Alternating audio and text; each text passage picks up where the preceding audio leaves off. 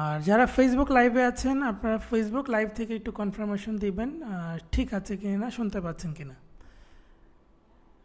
Even যারা এখানে আছেন যদি কোনো কারণে এখানে আপনাদের প্রবলেম হয় তাহলে আপনারা সরাসরি ফেসবুক লাইভে চলে যাবেন। সো ফেসবুকের লাইভ লিঙ্কটা আমি আপনাদেরকে দিয়ে দিচ্ছি চ্যাট বক্সে, যাতে করে আপনারা ওখান থেকে দেখতে পারেন।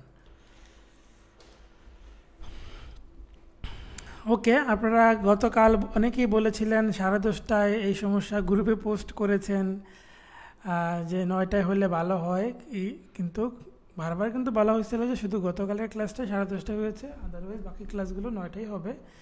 কিন্তু তারাই কিন্তু আজকে নাই। তো আই হোপ আমরা মনে হয় না জুমে কন্টিনিউ করবো, নেক্সট ক্লাস থেকে আমরা ফেসবুক লাইভে শুধু কন্টিনিউ করব।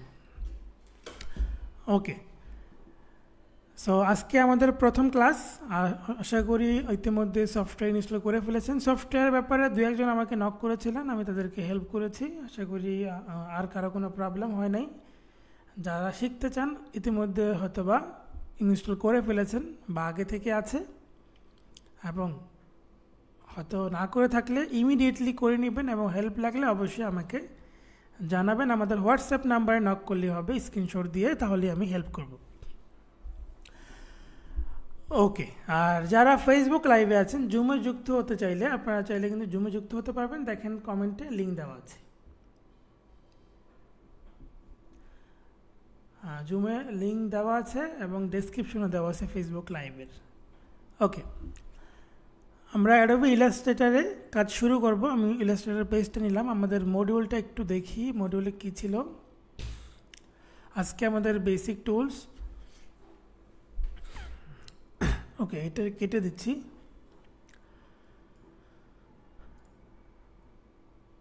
ওকে, আজকে আমরা Pathfinder, shape builder, stroke, fill, radial, repeat, logo pattern, image export এবং একটা কুইজ থাকবে। ওকে, সেই বিষয়গুলো নিয়ে আলোচনা করব।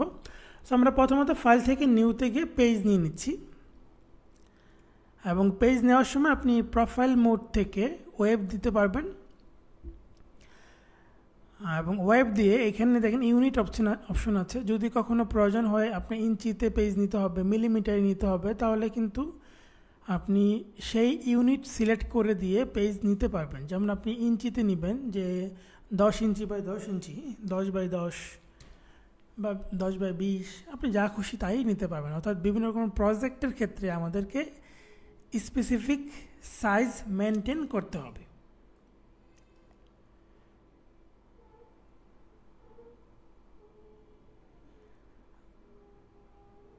আচ্ছা, আরিফুল ইসলাম প্রশ্ন করেছেন, এই প্রশ্নের উত্তর অলরেডি গত ক্লাসে দিয়েছি, যারা দেখেন নাই দেখে নেবেন। অ্যাকচুয়ালি কি আসলে আমরা খুব দ্রুত এমন একটা অবস্থা বর্তমান সময়ে যে না শিখেই আমরা ইনকাম করতে চাই, না দেখে আমরা ওইটা জানতে চাই, এমন একটা অবস্থা হয়ে দাঁড়িয়েছে। তো আপনারা নিজেরা চোখ কান খোলা রাখবেন, দেখবেন সব কিছু পেয়ে যাবেন। এখন বর্তমানে এই টেকনোলজির যুগে সব কিছুই কিন্তু হাতের মুঠোয় আছে, কিন্তু আপনাকে একটু এগিয়ে যেতে হবে, নিজে থেকে চেষ্টা করতে হবে। ওকে, যাই হোক, এভাবে পেজ নিতে হয়। এবং এখান থেকে এই যে কাস্টম চলে আসছে, অনেকে মনে করে যে আমি পেজ নিলাম ওয়েবে, আবার চলে আসলো কাস্টম কেন? কারণ আমি সাইজটা কাস্টম দিলাম, এই যে সাইজ আমি কাস্টমলি দিলাম, এই জন্য এখানে আমি ওয়েব দেওয়া সত্ত্বেও আমি এখানে পিক্সেল দিলাম। আমি এখানে 1280x720 এইচডি সাইজের একটা পেজ নিব। আর যাদের অপশনে এই টিকটা থাকবে তারা টিকটা ওঠাই নেবেন, ওঠাই দিয়ে ওকে দিবেন, তাহলে পেজ চলে আসলো। এবং যে পেজটা আসলো এটা আর্টবোর্ড। এখানে কিছু ইন্টারফেস নিয়ে কথা বলি, কিছু বিষয়ে প্রবলেম হতে পারে আপনাদের। যেমন ট্যাব প্রেস করলে এই দেখেন এরকম হঠাৎ করে এরকম হতে পারে যে আপনার টুলস বার উপরের কন্ট্রোল বার চলে গেছে, তাহলে কিবোর্ড থেকে ট্যাব প্রেস করবেন, আবার চলে আসবে।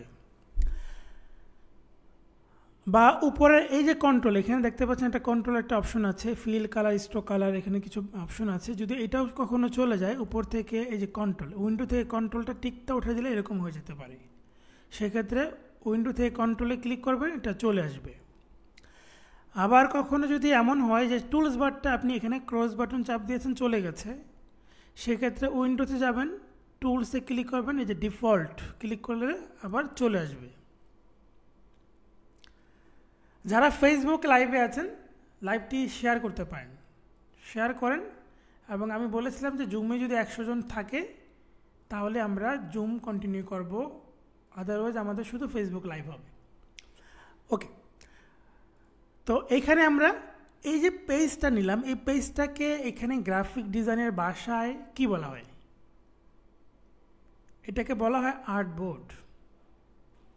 মানে হচ্ছে যেই বোর্ডে আমরা ডিজাইন করি, যেই বোর্ডে আমরা আর্ট করি, দিস ইজ কল্ড আর্টবোর্ড। তো এইটাই সেই আর্টবোর্ড। এবং এই আর্টবোর্ডে সাদা, মানে বাই ডিফল্ট এরকম সাদাই থাকে। বাট আপনি যদি এই আর্টবোর্ডে কোনো কালার দিতে চান, মানে আর্টবোর্ডের ভিতরে কোনো স্পেসিফিক কালার করতে চান, তাহলে অবশ্যই এখান থেকে অনেকগুলো টুলস আছে। মাউসের লেফট ক্লিক চাপ দিয়ে ধরে রাখবেন, rectangle tool, round rectangle tool, ellipse tool, polygon tool, star tool, flare tool. তার মধ্যে রেক্টেঙ্গেল টুলস দিয়ে আমি এভাবে উপর থেকে মাউসের লেফট ক্লিক দিয়ে ধরে রেখে নিচের দিকে টান দিব, তাহলে এই যে পুরো একটা এরিয়া যখন সাদা দেখাচ্ছে, এইখানে ক্লিক করে আমি কালার চেঞ্জ করতে পারবো। অর্থাৎ একটা রেক্টেঙ্গেল নিয়ে তারপরে কালার চেঞ্জ করতে হবে, এবং সেই কালার আপনি যা দিবেন সেটাই হবে আপনার আর্টবোর্ডের কালার। বাই ডিফল্ট আর্টবোর্ড কিন্তু দেখতে সাদাই থাকে। ওকে, এখন আমি এখানে সিলেকশন টুল দেখেন, আমি এটা হচ্ছে যে কোনো টুলস নেওয়ার পরে আমি সিলেকশন টুল চাপ দিব। আমি কিছু শর্টকাট এখন বলবো, এই শর্টকাটগুলো একটু নোট ডাউন করতে পারেন, কারণ এগুলো বারবার প্র্যাকটিসের মাধ্যমে আপনার মনে থাকবে, আদারওয়াইজ কিন্তু মনে থাকবে না। বারবার প্র্যাকটিস করতে করতে বিষয়গুলো কিন্তু মনে থাকবে, আদারওয়াইজ আপনি কিন্তু ভুলে যাবেন। তাই জন্য নোট করতে পারেন, ছোটো ছোটো বিষয় নিয়ে কথা বলবো, নোট নিতে পারেন, অর্থাৎ আপনি চাইলে নোট নিয়ে লিখতে পারেন। ওকে, যাই হোক, আমরা এইখানে এই যে আর্টবোর্ডটা নিলাম, এই যে আর্টবোর্ডে একটা কালার দিলাম, এটা কিন্তু সরাতে পারছি ইচ্ছা মতো সিলেকশন টুল চাপ দেওয়ার পরে, ঠিক আছে? এটাকে সিলেক্ট করে কিবোর্ড থেকে ডিলিট প্রেস করতে পারি। এখন শর্টকাটগুলো আমি আগে বলি। যেমন কিবোর্ড আপনার ছোট বড় করবেন এই স্ক্রিনটাকে, তাহলে অল্টার ধরে মাউসের মিডল বাটন ঘুরান, এই দেখেন ছোট হবে, নিচে দিয়ে ঘুরালে ছোট হবে, এবং উপরের দিকে যদি ঘুরান তাহলে বড় হবে।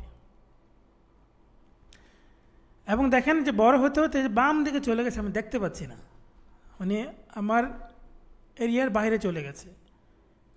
তো এটাকে আমি মাঝখানে আনতে চাচ্ছি, তাহলে আমি এরকম যদি হয়ে যায় যে আমি কোনো কিছুর মানে কুল কিনারা খুঁজে পাচ্ছি না, যেটা এত জুম হয়েছে বা এত জুম আউট হয়ে গেছে, মানে অরিজিনাল জিনিসটা খুঁজে পাওয়া যাচ্ছে না, মানে অনেক বড় জুম করে ফেলছেন। এবং এই জুমের পার্সেন্টেজ নিচে দেখা যায়, কিন্তু দেখেন জুমের পার্সেন্টেজটা নিচে কিন্তু আমরা দেখতে পাচ্ছি। আচ্ছা, এখানে তো ফুল স্ক্রিন দেওয়া আছে, হ্যাঁ ফুল স্ক্রিন, নিচের 6400% জুম হয়ে গেছে পেজটা, যার কারণে আমরা কিছু খুঁজে পাচ্ছি না কোথায় চলে গেছে। তো সেক্ষেত্রে Ctrl+0 প্রেস করলে, কন্ট্রোল ধরে 0 প্রেস করবেন, তাহলে আপনার অ্যাকচুয়াল যে সাইজ, আর্টবোর্ডের সাইজ রেশিও অনুযায়ী আপনার স্ক্রিনটা চলে আসবে। আমি কিন্তু এই কোর্সগুলো নতুনদের জন্য শেখাচ্ছি, সো যারা আগে থেকে জানেন তারা এই বিষয়গুলো টুকটাক জানতে পারেন, বাট আমাকে এগুলো বলতেই হবে। সো এগুলোতে যদি ধরেন যে কারো মানে ইয়ে হয়, তাহলে এখানে কিছু করার নেই, ধৈর্য ধরে দেখতে পারেন, কারণ বেসিক না জানলে সে পরবর্তী ক্লাস কীভাবে করবে, তাই না? ওকে, তো এভাবে আমরা ছোট বড় করতে পারি, অল্টার প্রেস করে জুম ইন জুম আউট করতে পারি। এবং এদিক থেকে আরেকটা বিষয় আছে, এইখানে দেখেন হ্যান্ড টুল, এই হ্যান্ড টুল দিয়ে আপনি চাইলে ইচ্ছা মতো এদিক সেদিক নিতে পারবেন, কন্ট্রোল করতে পারবেন। এবং এখানে একটা জুম টুল আছে, এই জুম টুলে ক্লিক করলেও আপনি জুম হবে, দেখেন জুম হবে। এবং অল্টার প্রেস করে ক্লিক করলে আবার জুম আউট হবে, মানে ছোট হবে। তো দুই রকম অপশন কিন্তু এখানেও আছে।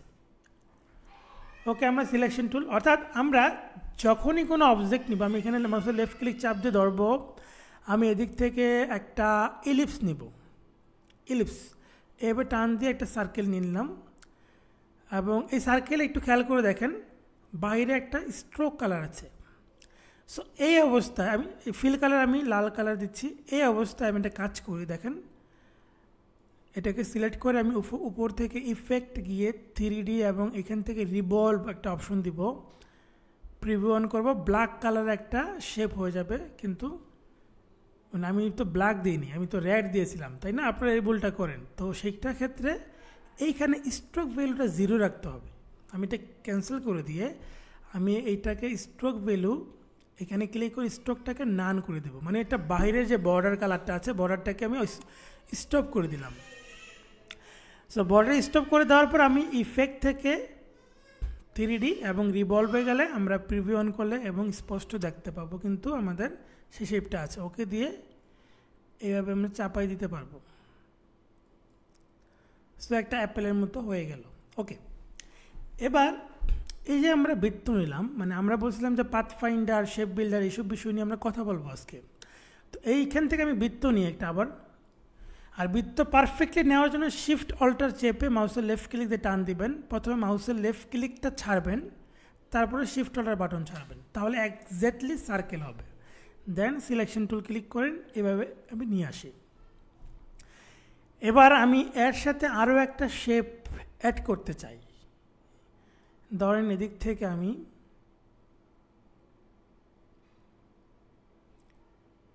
একটা রাউন্ড রেক্ট্যাঙ্গেল শেপ নিব এভাবে, এবং সিলেকশন টুল ক্লিক, তারপর একটা নতুন কালার দেব।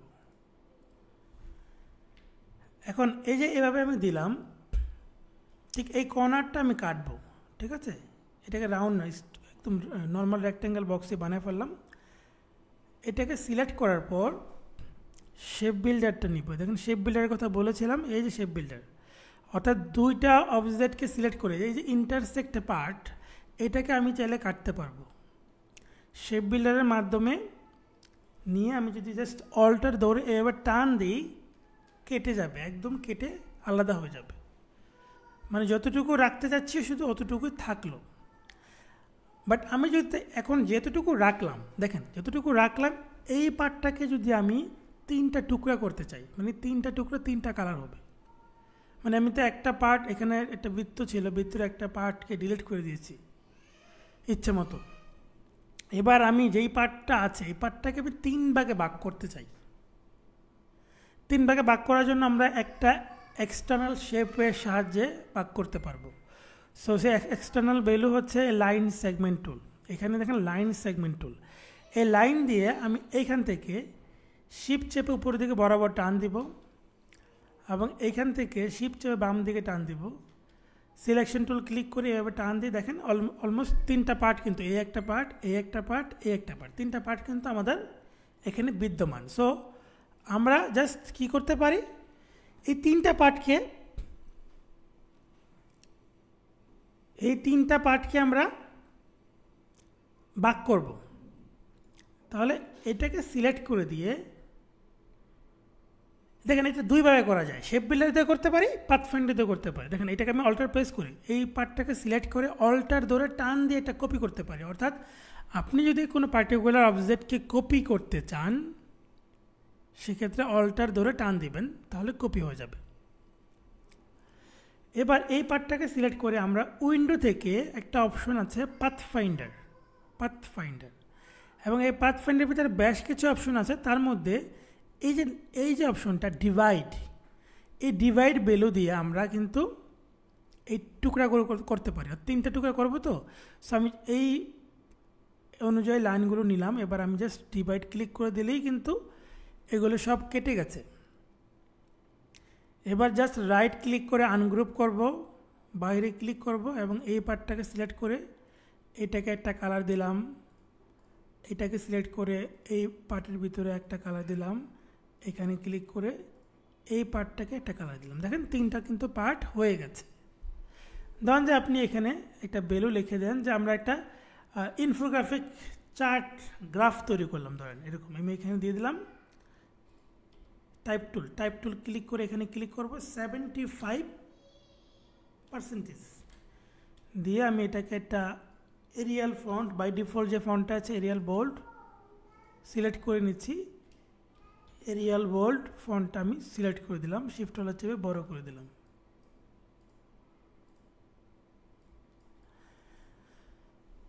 সো এটা গেল আমাদের যে এই পাথফাইন্ডার ডিভাইড অপশন দিয়ে আমরা আপনার কাটলাম। তো এটাকে আমি সাইডে রাখি, আবার আগেরটাকে নিয়ে যাই। সো আমি বলেছিলাম যে আমি আরেকটা ওয়ে তো দেখাবো। সো এটাকে সিলেক্ট করে যে শেপ বিল্ডারে যাব। এর আগেরবার তো আমরা জাস্ট অল্টার ধরে টান দিয়ে কেটে ফেলছি, এবার যদি আমি অল্টার ধরে টান দিয়ে কেটে যাবে। কন্ট্রোল জেড, ভুল হলে কন্ট্রোল জেড চাপ দিব,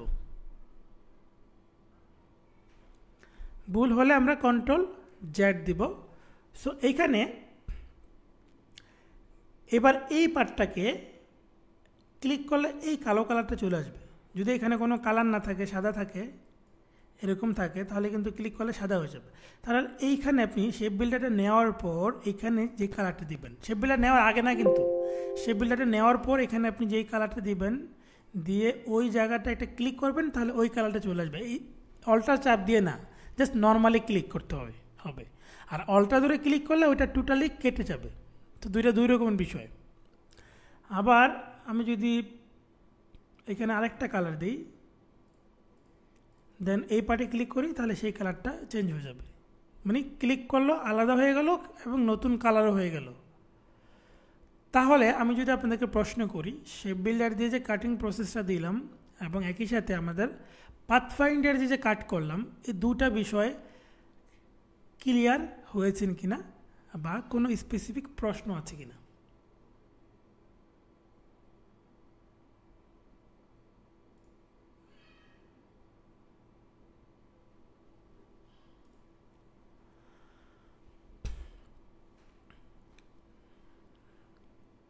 ওকে,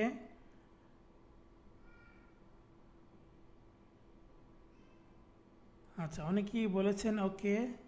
ফেসবুক লাইভে যারা আছেন তাদের কাছ থেকে জানতে চাচ্ছি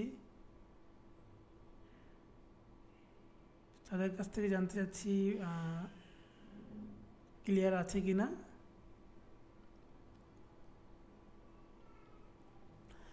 তো শেপ বিল্ডার এই বিষয়টা নিয়ে একটু কথা বলার আছে। শেপ বিল্ড করে, অর্থাৎ নতুন নতুন শেপ তৈরি করে, এই জন্য এর নাম শেপ বিল্ডার। অর্থাৎ আপনি যদি একটা বৃত্তকে, যেমন আমি 3টা ভাগ করলাম, আমি চাইলে একটা বৃত্তকে ইচ্ছা মতো ভাগ করতে পারি। সো আমি একই জিনিস, মাহাদি মুস্তফা অয়ন, আমি একই জিনিস রিপিট করব না, বাট টেকনিক রিপিট করতে পারি। মানে সেম টেকনিকটা আমরা অন্যভাবে রিপিট করতে পারি, অন্য কোনো এক্সাম্পল দিয়ে। এতে করে নতুন একটা জিনিস শিখবেন এবং বিষয়টাও ক্লিয়ার হতে পারে। ওকে, সো আমি এটাকে সাইডে রাখি। ধরেন আমি আরেকটা বৃত্ত নিলাম, ইলিপস টুল, শিফট টুলটা চেপে, এবং এখানে আমি একটা কালার দিলাম, রেড কালার। এবার এই বৃত্তটাকে, এর আগের বার তো আমরা কয়টা পার্ট করেছি, 4টা টুকরা করেছি, একটা ডিলিট করে দিয়েছি, 3টা রেখেছি। তো কিন্তু সেগুলো কিন্তু সমান সমান নিয়ে নিই, ইচ্ছা মতো নিয়েছি। যেমন এই পার্টটা কিন্তু বেশি কেটে গেছে, আবার সবগুলো শেপের সাইজ কিন্তু সমান না।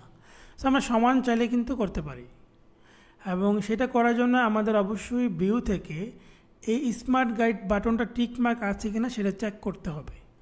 চেক করার পর আমি জাস্ট এখান থেকে লাইন টুল নেব, এই যে এই বরাবর, এবং অবশ্যই লাইন টুলটা উপর থেকে, মানে শেপের বাহির থেকে নিতে হবে, এবং এখান থেকেও শেপের বাহির থেকে একটা লাইন নেব। দেন সিলেকশন টুল ক্লিক করব, এবং এই লাইনের কিন্তু কোনো কালার নেই, দেখেন কোনো স্ট্রোক ফিল, কোনো কালার দিইনি। থাকতে পারে বাই ডিফল্ট এরকম স্ট্রোক কালার চলে আসতে পারে, স্ট্রোক কালারটা নান করে দেবেন। দেন এরকম করে সিলেক্ট করে দেন, দেখেন 4টা পার্ট হয়ে গেছে। ঠিক এবার যদি আমরা পাথফাইন্ডার যে বক্সটা আছে এর মধ্যে ডিভাইড বাটনে ক্লিক করে দিই, তাহলে কিন্তু কেটে গেছে। একবার রাইট ক্লিক করে আনগ্রুপ করব, আর এটাকে সরাই দিতে পারি, এরকম করে রাখতে পারি, এই দেখেন। আর এই পার্টগুলোকে ইচ্ছামতো অন্য কোনো কালার দিতে পারি।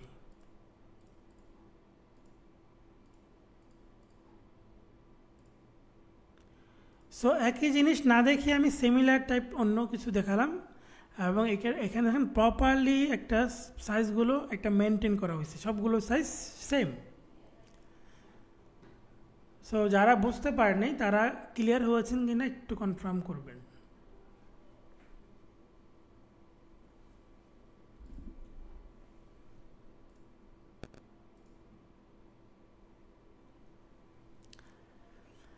আচ্ছা, কিছু বিষয় আছে যারা হয়তো পুরাতন তাদের অজানা থাকতে পারে, এবং যদি এরকমটা হয় আমি দেখানোর পরেও জানাবেন যে হ্যাঁ আজকে জানলাম। মানে আমি চাচ্ছিলাম যারা আগে থেকে জানেন তারা টুকটাক নতুন কেউ জানেন।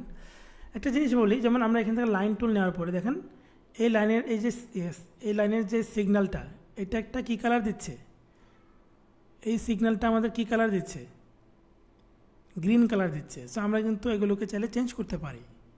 আমরা জাস্ট এডিট থেকে প্রিফারেন্সে যাব, এবং এখান থেকে জেনারেল এর ভিতরে আমরা যে এদিক থেকে দেখেন guide and greed, smart guide, এই যে স্মার্ট গাইডের মধ্যে যে গ্রিন কালার দেওয়া, আমি যদি গ্রিন কালারের জায়গায় আমি অন্য কোনো কালার ইউলো দিয়ে দিই তাহলে কিন্তু আমাদের ইউলো কালার হয়ে যাবে। ইউলো কালার দেওয়ার পর আমি যদি এখান থেকে জাস্ট ক্লিক করে দিই, দেখেন এবার কিন্তু আমাদের সিগন্যালগুলো ইউলো কালার দেখাচ্ছে। দেখেন এই সিগন্যালগুলো কিন্তু ইউলো কালার দেখাচ্ছে। আমি আবার এডিট থেকে প্রিফারেন্সে চলে যাই, জেনারেল, এবং এখান থেকে আমার মনে হয় গ্রিনটাই বেস্ট, কারণ গ্রিন কালার খুব কম ইউজ হয়, মানে এরকম লাইট গ্রিন। এই জন্য অনেকে দেখুন গ্রিন ব্যাকগ্রাউন্ড ইউজ করে, মানে গ্রিন ভিডিও তৈরি করার ক্ষেত্রে। এতে করে হচ্ছে যে গ্রিন কালার ড্রেসও আমাদের কম পরি, যার কারণে ব্যাকগ্রাউন্ড রিমুভ করতে সহজ হয়।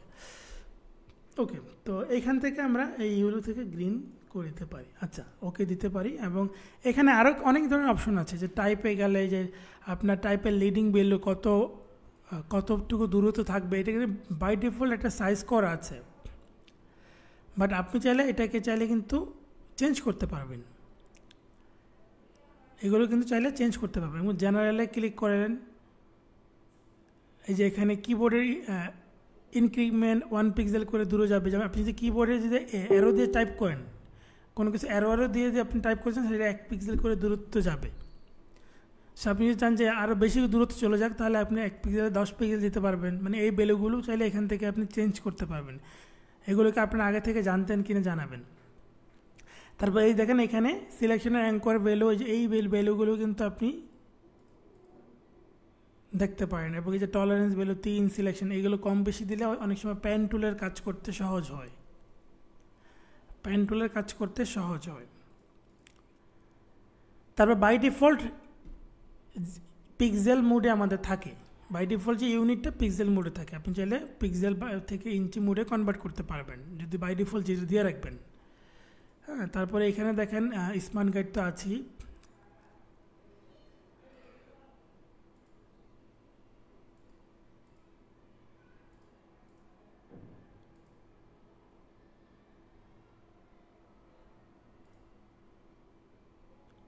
এই ইন্টারফেস দেখেন, ইউজার ইন্টারফেসটার দিকে তাকান। আমরা যে পিছনে ডার্ক দেখতে পাচ্ছি, এই যে পিছনে এগুলো দেখতে পাচ্ছি, সো এগুলোকে যদি আমরা এই পার্টটাকে এরকম করে দিই, দেখেন ওই যে পুরোনো দিনে যে অ্যাডোবি ইলাস্ট্রেটর সেরকমটা হয়ে যাবে। সো ইন্টারফেসের ভ্যালুটা যদি আমরা এদিক থেকে যে এইটা এরকম করে দিই, ওকে দিয়ে দিই, এখন কিন্তু এরকম দেখতে পাবো, যেটা যে একদম আগের দিনের ইলাস্ট্রেটরের যে একটা দেখবেন 2010 যারা আগে ব্যবহার করতো, বা CS6 ইউজ করে, বা বিশেষ করে যারা বিভিন্ন কম্পিউটারের যে প্রিন্টিং প্রেসের দোকানগুলোতে দেখবেন এই কাজটা করে, এরকম টাইপের থাকে। তো ওকে, আমরা এটাকে চেঞ্জ করে নিব। এই যে ইউজার ইন্টারফেসে যাবেন, এখান থেকে আমাদেরটা যে ডার্ক থাকবে, আরও ডার্ক করতে পারবেন, ঠিক আছে। এবং এই যে এখান থেকে চাইলে কাস্টম থেকে আপনি চাইলে এই 4টা কালার ইউজ করতে পারবেন। সো আশা করি এই বিষয়গুলো, আমি তো আবার চেঞ্জ করলাম না, ওকে আমি আবার চেঞ্জ করে দিচ্ছি। আমার মিডিয়াম ডার্ক ছিল। ওকে, যতটুকু আলোচনা হলো ক্লিয়ার হয়েছেন কিনা এতটুকু কাইন্ডলি কনফার্ম জানাবেন। আচ্ছা, তারপর আমরা নেক্সট স্টেপে আগে আমাদের মডিউলটা একটু আমি আবার দেখে নিচ্ছি। সাউন্ড কম শোনা যাচ্ছে আমার মনে হয় না, কাইন্ডলি একটু জানাবেন, কারণ আমার সাউন্ড সিস্টেম যথেষ্ট ভালো, মানে আমি কনফিডেন্টলি বলছি যথেষ্ট ভালো। তো সেক্ষেত্রে এটা হওয়ার কোনো চান্স নাই। ওকে, সেক্ষেত্রে হয়তো আপনার ডিভাইসে দেখতে পারেন। ওকে, আমরা শেপ বিল্ডার পাথফাইন্ডার বুঝতে পারলাম, এবং স্ট্রোক স্ট্রোক ফিল নিয়ে কথা বলবো, স্ট্রোক থেকে ফিলে কনভার্ট করা কীভাবে যায়, হ্যাঁ সেই বিষয়গুলো দেখব। সো ধরেন আমি একটা বৃত্তই নিলাম, বৃত্ত দিয়ে আমি দেখাচ্ছি। আমি যে কোনো একটা কালার দিলাম, এখানে এটা কোনো স্ট্রোক কালার নেই, আমি স্ট্রোকের ভ্যালু এদিক থেকে আমি 10 পিক্সেল দিব, বা আমি ধরেন যে এখানে 18 পিক্সেল দিলাম, এবং এইখানে স্ট্রোকটার কালারটা দিলাম রেড কালার। তাহলে দেখতে পাচ্ছেন ভিতরেরটা ফিল কালার, বাইরেরটা স্ট্রোক কালার। এখন স্ট্রোক কিন্তু ফিল হয়ে যেতে পারে, মানে আমি যদি বলি স্ট্রোক ফিল কীভাবে, এটাকে অল্টার পেজ করে কপি করি, দেখেন স্ট্রোক কীভাবে ফিল হতে পারে এবং স্ট্রোক ফিল করার সুবিধাটা কী, আসলে কেন আমরা স্ট্রোককে ফিল বানাবো। ফিল কি, ফিল মানে যে ভিতরে যে কালারটা এটা ফিল, আর বাইরে যেটা এটা হচ্ছে স্ট্রোক মানে বর্ডার। তো ফিল স্ট্রোক আমি যদি এখানে ফিলটাকে বাদ দিয়ে দিই, দেখেন এটা হচ্ছে শুধু স্ট্রোক বলে, এবং এটার ভিতরে কিন্তু কোনো রকমের কোনো কিছু নাই।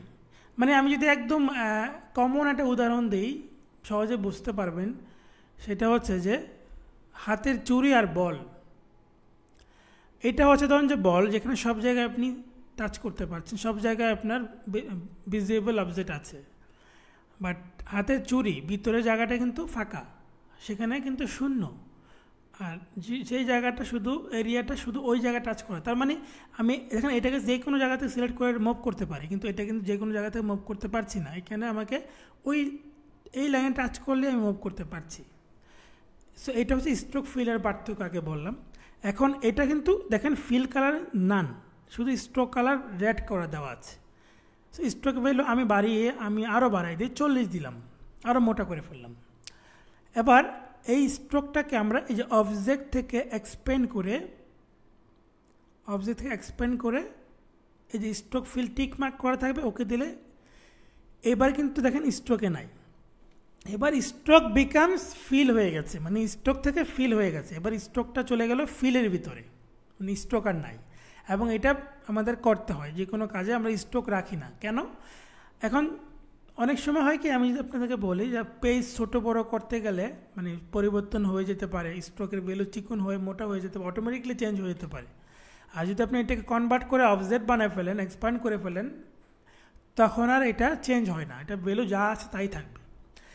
এইটা একটা বিষয়। আরেকটা বিষয় হচ্ছে যে আমি এটাকে এক্সপ্যান্ড করার ফলে আমি খুব সহজে এটাকে কাটতে পারবো। যেমন আমি এখান থেকে একটা লাইন টুল নিলাম, এটুক নিলাম, এতটুকু নিলাম, দেন সিলেক্ট করে আমি শেপ বিল্ডারটা দিয়ে এখানে একটা ক্লিক করে এটাকে কেটে দিলাম, বা এখানে ক্লিক করার পরে আমি এখানে একটা কালার দিয়ে নিচ্ছি, কালার দিয়ে তারপর আমি এখানে ক্লিক করলাম, জাস্ট আমি কেটে দিলাম। এবার ধরেন যে আমি এখানে একটা পার্সেন্টেজ গ্রাফ সার্কেল তৈরি করতে চাই, এটাকে রাইট ক্লিক করে আনগ্রুপ করবো। অনেক সময় আমাদের যখন আমরা এটাকে কাটাকাটি করি, অনেক সময় অটোমেটিকলি গ্রুপ হয়ে যায়, সেক্ষেত্রে আমাদেরকে সিলেক্ট করে আনগ্রুপ করতে হয়, যেমন এবার কিন্তু আনগ্রুপ করা আছে। এবার এই পার্টটাকে ধরে আমি চাইলে আরেকটু স্ট্রোকের ওয়াইড আরও বাড়াইতে পারবো, এই দেখেন বাড়িয়ে দিলাম, এবং আবারও এটা অবজেক্ট থেকে এক্সপ্যান্ড ভেঙে দিলাম, আবারও অবজেক্ট থেকে এক্সপ্যান্ড করে আমি ভেঙে দিলাম। এবার এই শেপটাকে অ্যারেঞ্জ থেকে ব্রিং ফন্ট উপরে নিয়ে আসলাম, আর একটা স্পেসিফিক করে নতুন একটা কালার দিয়ে দিলাম। সো দেখেন এখানে আমি পুরো এই রেড সার্কেলটা একটা পার্ট, এইটা একটা পার্ট। সো আমি এই মোটাটাকে যদি আমি একটা আলাদা করে হাইলাইট করি, যেমন মোটাটা সিলেক্ট করলে আমি দেখতে পাচ্ছি এখানে অনেকগুলো শেপ দেখাচ্ছে। সো এগুলোকে চাইলে কিন্তু আমরা যে পাথ ফাইন্ডারের যে প্রথম অপশনটা, এইটা দিয়ে আমরা মিলিয়ে একটা বানিয়ে ফেলতে পারি, মানে ইউনিট করা। এখানে ক্লিক করার সাথে সাথে সবগুলো শেপ একটা হয়ে গেছে, যেখানে আমাদের অনেকগুলো শেপ ছিল, এখন এইটা একটা মোটা পার্ট, একটা চিকন পার্ট। এবং এই ধরনের কাজ কিন্তু আমাদের বিভিন্ন প্রজেক্টে ইউজ করতে হয়। আমি জাস্ট এটা একটা উদাহরণ আমি আপনাদেরকে দেখাচ্ছি যে এটা আমি কোথায় ব্যবহার করেছিলাম। 2019 সালের একটা প্রজেক্টে আমি ইউজ করেছিলাম।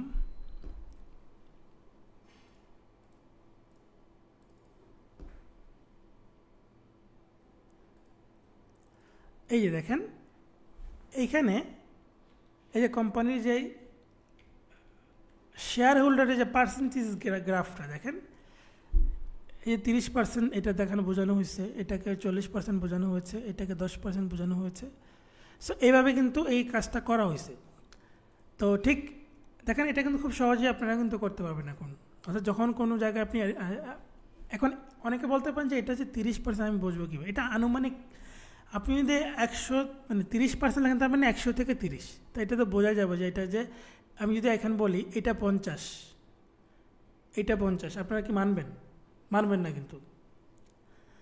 সো আমি যদি বলি এইটা হচ্ছে 70 বা 75 আর এইটা 25, তাহলে মানবেন না? ব্যাপারটা এরকম, মানে এটা চোখের দৃষ্টিতে বোঝা যায়।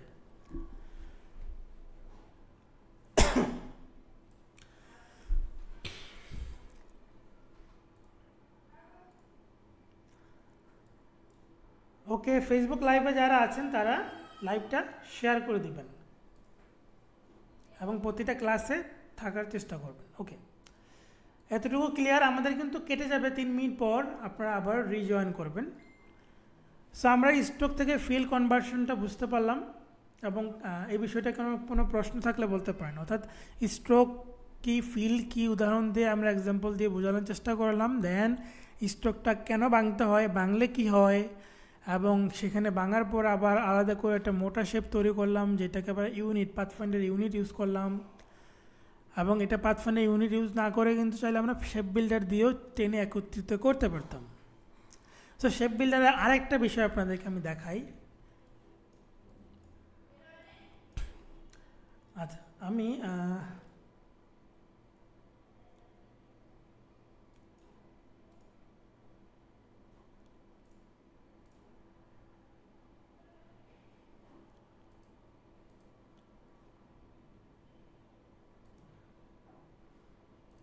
আচ্ছা, আমাদের একটা স্টুডেন্ট এই লোগোটা বানাইছে, কিন্তু এই লোগোটা একটু প্রবলেম আছে।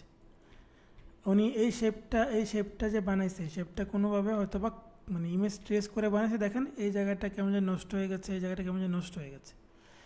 সো এই যে ক্লাউড শেপটা, হ্যাঁ, আমি জাস্ট ওনার কাছ থেকে নিয়ে আসলাম। এই ক্লাউড শেপটা আমরা কিন্তু শেপ বিল্ডার দিয়ে তৈরি করতে পারি। অর্থাৎ একটা লোগোর শেপ আমরা তৈরি করি, আমাদের ওই মডিউল অনুযায়ী এটাও হয়ে যাবে। হ্যাঁ, মডিউলে ওইটা ছিল যে লোগোর আইকন বা লোগোর শেপ তৈরি করা। তো দেখেন সেটা আমরা শেপ বিল্ডার দিয়ে করতে পারি। এইখানে এই যে পার্টটা আছে, আমরা যদি ইলিপস টুল নেই, শিফট টুলটা চেপে ইলিপস টুলটা নেই, একটা নিলাম এবং এই শেপটাকে অল্টার প্রেস করে কপি করলাম, অনেকগুলো এরকম করে কপি করলাম, ইচ্ছা মতো অনেকগুলো কপি করলাম, কোনটাকে ছোট কোনটা বড়, হ্যাঁ, এরকম করে দিলাম।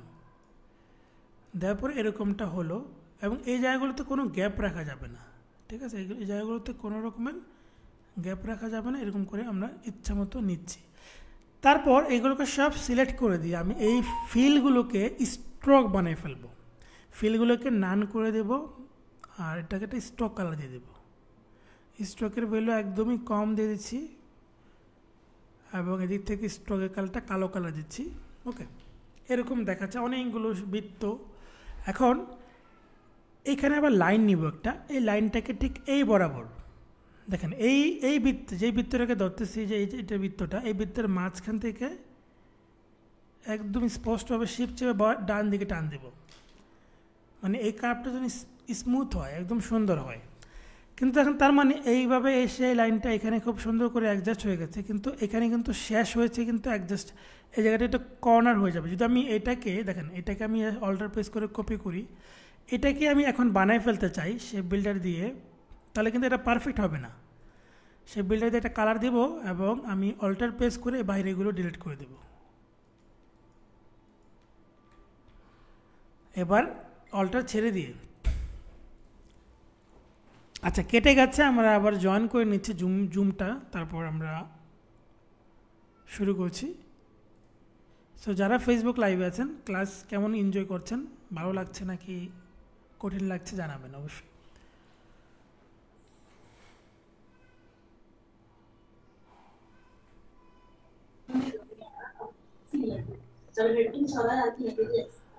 ওকে, আচ্ছা ফেসবুকে মেবি আমাদের অটোমেটিকলি, আচ্ছা আমি সাউন্ড অফ করে দিচ্ছি।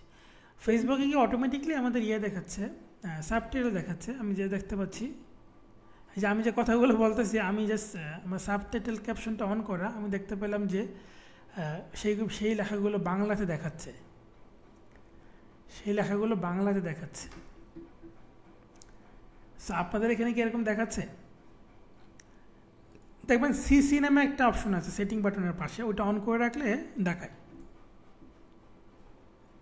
ইভেন এই যে কথাগুলো বলতেছে সেগুলো না, আপনারা দেখবেন না, জুমে না, গুগল জুমে না, ফেসবুক লাইভে, ফেসবুক লাইভে।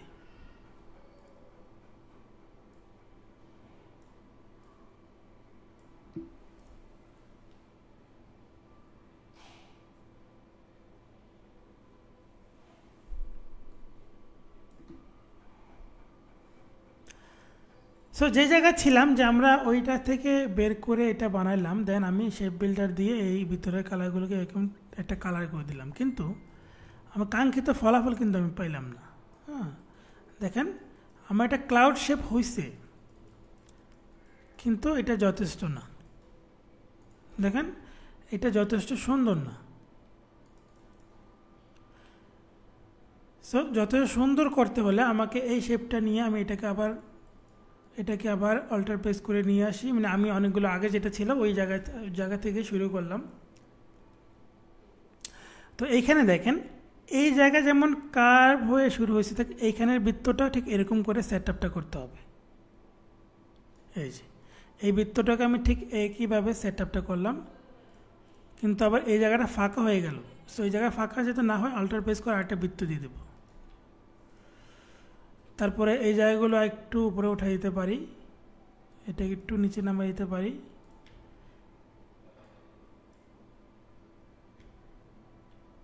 এটা একটু ডান দিকে নিই। হ্যাঁ, সো এবার দেখেন এই সবগুলো শেপকে সিলেক্ট করে আমি একটা অল্টার প্রেস করে ব্যাকআপ রাখি, সিলেক্ট করে দিয়ে শেপ বিল্ডারটা দিয়ে প্রথমে অল্টা ধরে বাইরের পার্টগুলোকে কেটে দেব।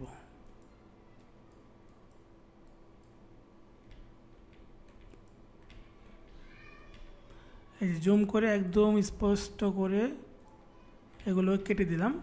এবার আমার এখানে একটা কালার দেব, এটা কালার দিয়ে জাস্ট এরকম করে আমি টেনে নিব।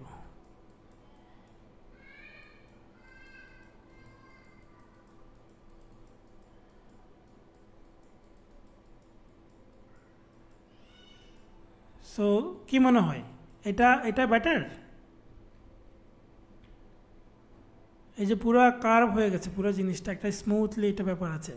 তো আগেরটা কিন্তু আমাদের কি এই দেখেন এটা একটা কর্নার বের হয়ে আছে। সো এই শেপটাকে আপনি স্টক কালারটা অফ করে দিতে পারি, ফিল কালারটা অফ করে দেই এবং শুধু স্টক কালারটা অন করে দিলে দেখেন ও ভিতরে আবার একটা শেপ আছে। শেপ বিল্ডার দিয়ে অল্টার প্রেস করে কেটে দিলাম।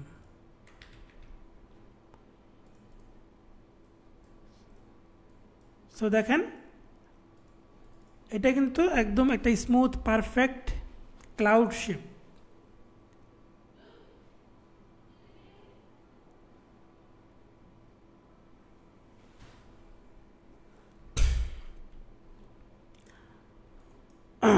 ওকে, আমি হচ্ছে ওনাকে এই স্ক্রিনশটটা আমি দিয়ে দিই, কারণ ওনার এই ডিজাইনটা পারফেক্ট হয়নি। মানে উনি ওয়ার্কশপের কাজ করতেছে। আমরা আমাদের যে প্রিমিয়াম কোর্সে যে ওয়ার্কশপ নেই, উনি ওয়ার্কশপ করতেছিল, সেই ওয়ার্কশপের একটা কাজ পারফেক্ট। আমরা যতক্ষণ না পারফেক্ট না হবে ততক্ষণ পর্যন্ত আমি তাদেরকে বারবার রিভিউ করে যে বারবার করতে হবে, মানে পারফেক্ট হয়নি।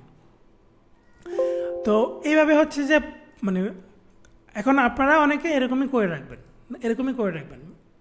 আপনি মনে করবেন যে যা করছে এটাই অনেক বেশি, কিন্তু না, মানে আপনি আমার কথা হচ্ছে যেটা করবেন পারফেক্ট করতে হবে, সময় নিতে হবে। যেমন এটার মধ্যে রাত দিন পার্থক্য। আবার এটাকে ঠিক করা যাবে, ডিরেক্ট সিলেকশন টুল ক্লিক করে আমি যদি এখানে ক্লিক করে দিই এবং এটা কার্ভ করে দিই, দেখেন ঠিক হয়ে গেছে, এটাও কিন্তু ঠিক হয়ে গেছে।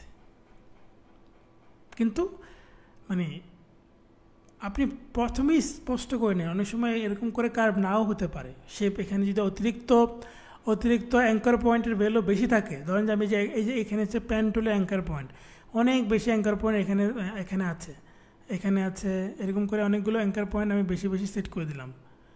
তো এরকম বেশি অ্যাঙ্কার পয়েন্ট থাকলেও কিন্তু ঝামেলা, তখন দেখা যাবে আপনি কার্ভ করতে চাইলেও যে কার্ভটা ঠিক মতো হবে না।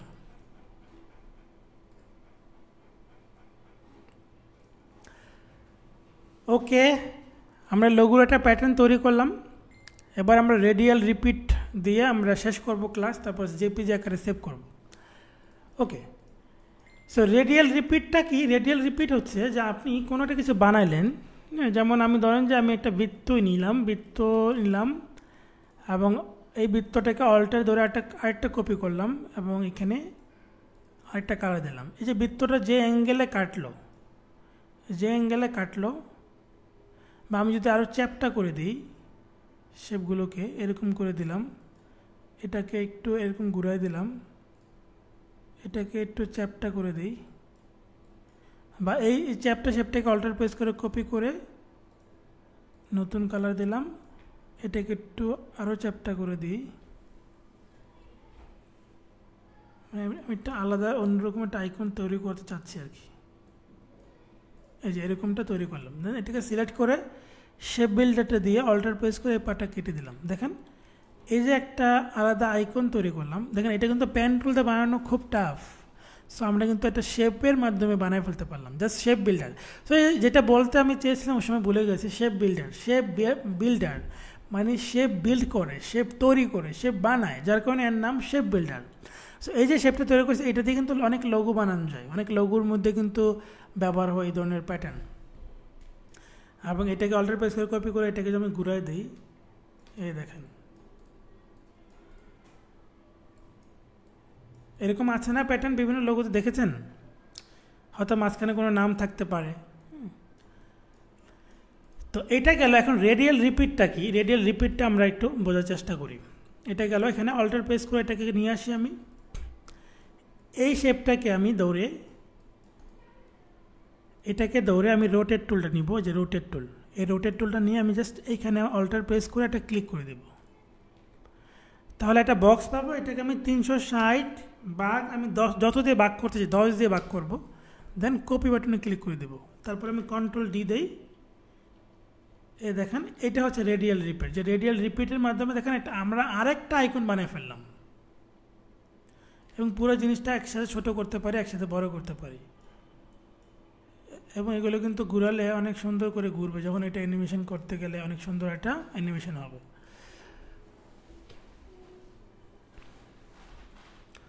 সো এটা হচ্ছে রেডিয়াল রিপিট। সো এবার আমরা যা বানালাম আর কি, এগুলোকে সব এই আর্টবোর্ডের ভিতরে নিয়ে আসি।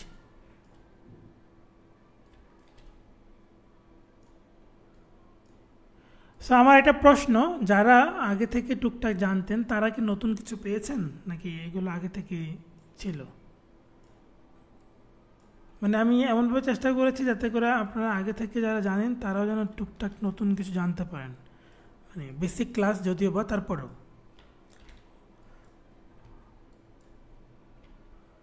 সো এইভাবে আমি এখান থেকে এগুলোকে ছোট করে নিয়ে আসলাম আর্টবোর্ডের ভিতরে। সো যা বানালাম আর্টবোর্ডের ভিতরে নিয়ে আসলাম, বাকিগুলোকে ডিলিট করে দিই। সো এবার এগুলোকে আমরা সেভ করব, এবং আমি সেভ করার প্রসেস দেখাচ্ছি, এবং আপনারা বাড়ির কাজ কোথায় জমা দিবেন, কীভাবে জমা দিবেন আমি দেখা দিচ্ছি, ঠিক এভাবে প্রসেসগুলো ফলো করবেন। এবং যারা মডারেটর আছেন তারা, যারা এই ধরনের যদি ভুল করে, পোস্ট করতে ক্ষেত্রে ভুল করে, তাদেরকে একটু বলে দিবেন এইভাবে করতে হবে, আমি দেখা দিচ্ছি। সো প্রথমত ফাইলটা এটা করলেন, যা বানালেছেন সেটা সেভ করবেন, ফাইল থেকে সেভ এজ দিবেন। আমি এখানে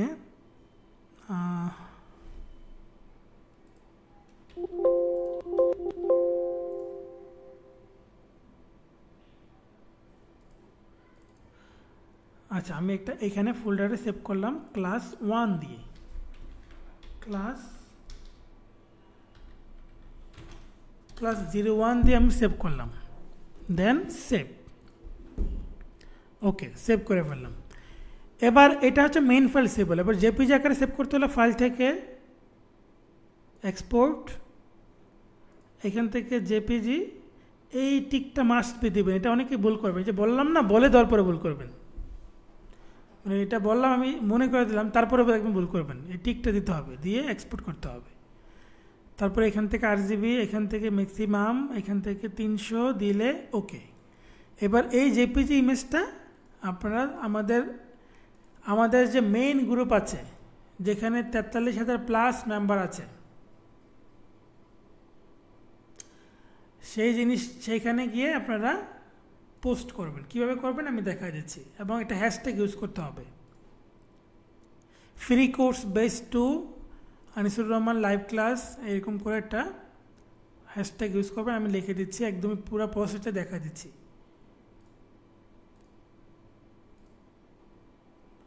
সো আমি এইখানে আসবো, আমাদের গ্রাফিক ডিজাইন লাইভ ক্লাসের গ্রুপে আসবো। হ্যাঁ, এই যে গ্রাফিক ডিজাইন লাইভ ক্লাস, এই গ্রুপে আসবো। এসে এই যে এখানে আসবেন, এই গ্রুপে গ্রাফিক ডিজাইন লাইভ ক্লাস, এটা অলমোস্ট সবাই আছেন এই গ্রুপে। এখানে এসে এখানে ক্লিক করে এই ইমেজে ফটোজে ক্লিক করে আপলোড করবেন আপনার ছবিটা। সো আমার ছবিটা কোথায় আপলোড করেছি, সেভ করেছি, এই যে এখানে আমি ওপেন দেব। তারপরে এখানে আমি লিখব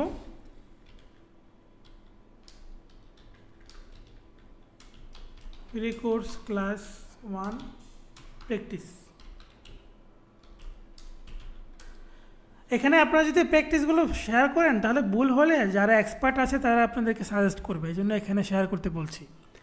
সো এখানে হ্যাশ দিবেন, কোনো হ্যাশট্যাগে কোনো স্পেস দিবেন না, হ্যাশট্যাগের ভিতরে লিখবেন ফ্রি কোর্স ব্যাচ 02, তারপরে আবার এন্টার প্রেস করে হ্যাশট্যাগ দিবেন গ্রাফিক ডিজাইন, এটুকু দিলে হবে, আমার নাম লাগবে না, গ্রাফিক ডিজাইন এটুকু দিলে হবে। এভাবে দিয়ে আপনারা যে পোস্ট বাটনে ক্লিক করে দিয়ে পোস্ট করবেন। সো স্ক্রিনশট নিয়ে রাখতে পারেন যে কীভাবে পোস্ট করবেন। দেন নেক্সট ক্লাস 2, বাট বাকি এইগুলো সেম থাকবে, হ্যাশট্যাগটা সেম থাকবে। এরকম করে এই গ্রুপে পোস্ট করবেন, এই গ্রুপে পোস্ট করবেন, এবং যারা মডারেটর আছেন তাদেরকে বিষয়টা অবগত করবেন যদি কেউ ভুল করে। সো এতটুকুই আজকে ক্লাস। অনেকেই একজন বলছেন যে অ্যাপেলটা রিপিট করতে পারছি না, অলরেডি 10টা বেজে যাচ্ছে। সো আপনারা দেখে নেবেন এবং তারপর না পারলে পরবর্তী ক্লাসে জানাবেন, আমি দেখাই দেবো, কোনো অসুবিধা নাই। এমনিতে আর কারো কোনো প্রশ্ন আছে, কোনো বিষয়ে কোনো স্পেসিফিক প্রশ্ন থাকলে বলতে পারেন।